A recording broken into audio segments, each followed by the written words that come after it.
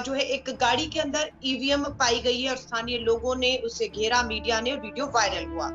धीरे-धीरे आगे बढ़े तो सच्चाई ये सामने आई कि वो गाड़ी किसी और की नहीं, वो गाड़ी जो पत्थरकांडी सीट से भाजपा के उम्मीदवार अभी चुनाव लड़ रहे हैं, 1 तारीख को वोट हुआ है, उनकी कृष्णेंदु पॉल की ही गाड़ी है। ये ईवीएम का इस तरह से एक बहुत बड़ा खेल सामने आता है और हर बार चुनाव आयोग कुछ इसी तरह के तर्क, मुझे नहीं मालूम इससे लोग सहमत है या नहीं, जो इस बार भी तर्क दिया जा रहा है, क्योंकि चुनाव आयोग है, पूरी एक सरकारी तंत्र उनके साथ लगा होता है, पुलिस होता है, डीएम है, प्रशासन है। एक सरकारी गाड़ी खराब होती है तो 2 मिनट में दूसरी सरकारी गाड़ी जो है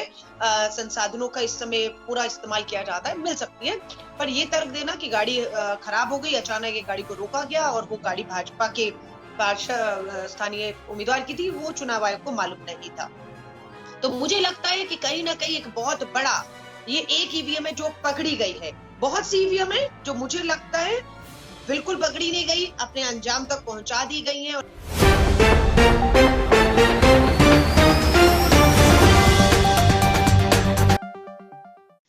12 घंटे से ज्यादा हो चुके हैं ईवीएम को पकड़े हुए, और ईवीएम इस बार जो मिली है पैटर्न वही है कि भारतीय जनता पार्टी के उम्मीदवार की गाड़ी से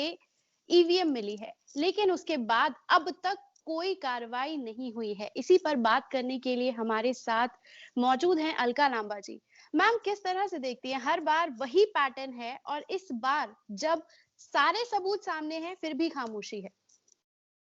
खुशबू, 1 अप्रैल को जो है दूसरे चरण का चुनाव असम में संपन्न हुआ। रात होते होते 11:30 बजे एक वीडियो वायरल होता है कि असम के अंदर पत्थरकांडी जो विधानसभा सीट है, उसमें जो है एक गाड़ी के अंदर ईवीएम पाई गई है और स्थानीय लोगों ने उसे घेरा, मीडिया ने, और वीडियो वायरल हुआ।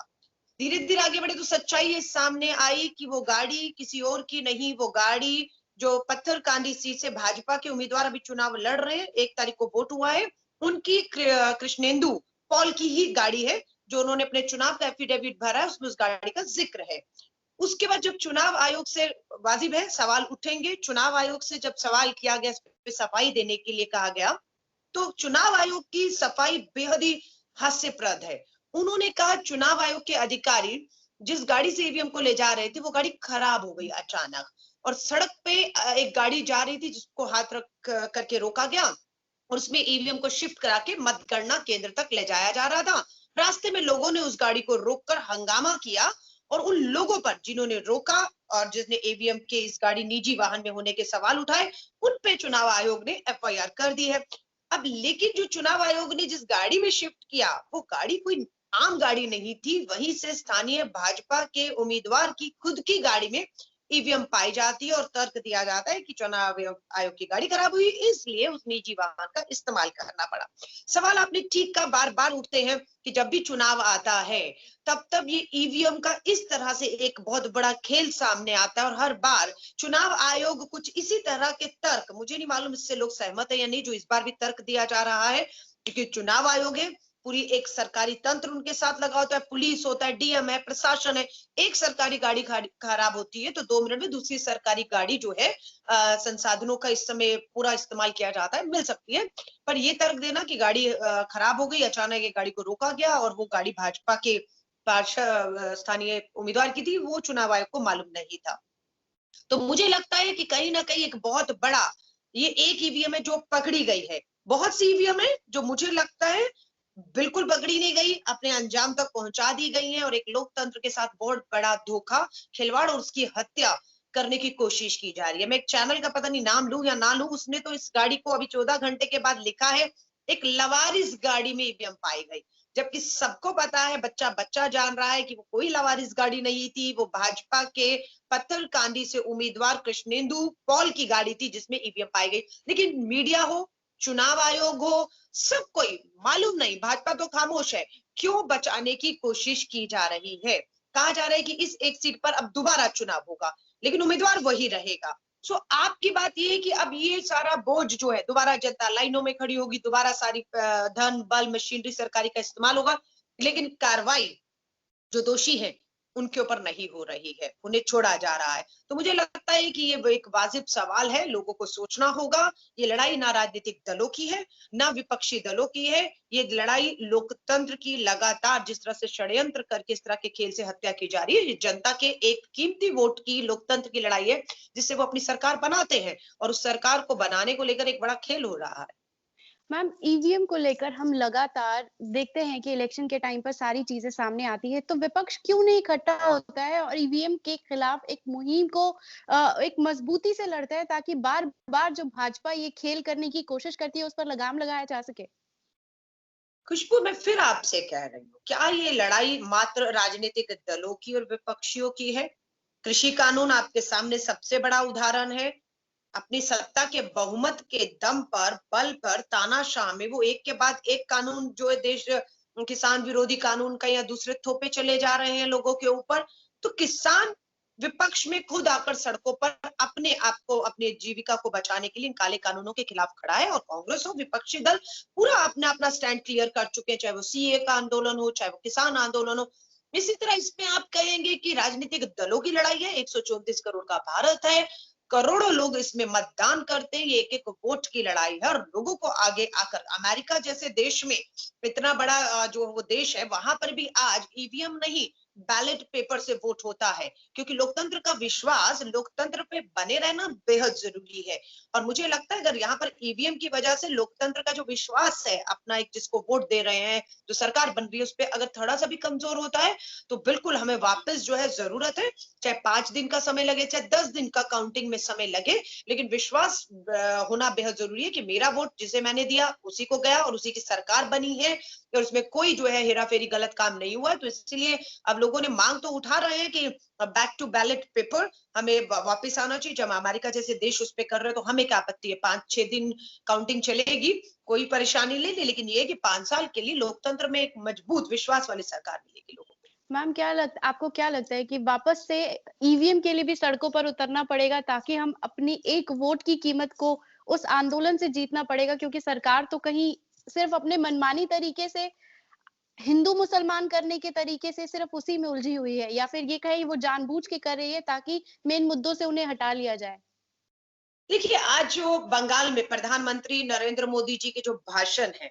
जो उनका तरीका, एक महिला मुख्यमंत्री के प्रति जिस तरह की वो भाषा, धार्मिक भावनाओं को पूरी तरह से, मुझे लगता है इनकी कोशिश होती है कि हम जाति और धर्मों के ऊपर, धार्मिक भावनाओं, निजी व्यक्तिगत जीवन के ऊपर, या किस तरह से अपनी जो सरकारी मशीनरी है, चाहे हमारी ईडी है, सीबीआई है, हमारा इनकम टैक्स है, जिस तरह से ये संस्थाएं, चुनाव आयोग जैसी ये मुट्ठी में है, क्योंकि आज वो बहुमत में है, उनका कोई कुछ भी लगता बिगाड़ नहीं पाएगा, तो उसका वो इस्तेमाल कर रहे हैं लगातार। पर मुझे लगता है कि ये देश के लिए बेहद ही खतरनाक है, घातक है। ये साबित करना चाहेंगे हम, अगर जीत जाएगी भाजपा तो बिल्कुल साबित करेगी कि देखिए, महंगाई से लोग परेशान नहीं है, ये तो विपक्ष परेशान था। कहीं ना कहीं कहेंगे किसानों के कानून के